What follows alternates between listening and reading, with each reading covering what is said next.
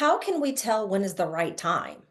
You said like this is how long it takes, but I was interviewing someone a couple of months ago, and we were talking about scaling, and she was saying you're really not scaling until you've gotten to this marker. We all use the word scaling at different parts of our business, but she had like a certain earmark.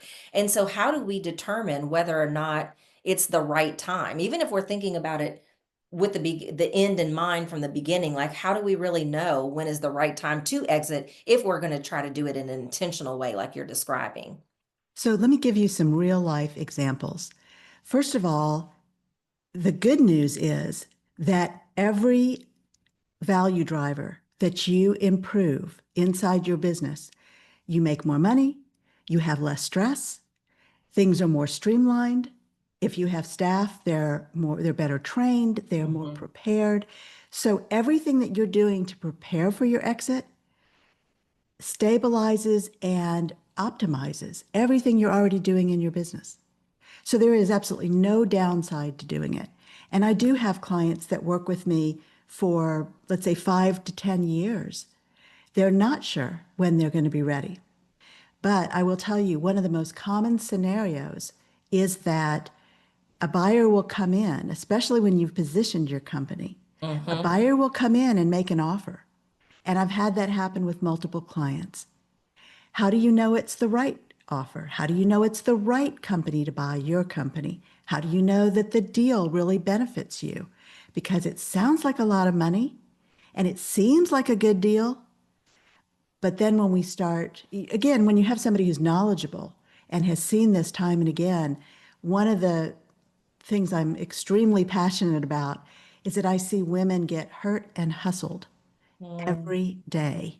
And it just drives me crazy because there's no need.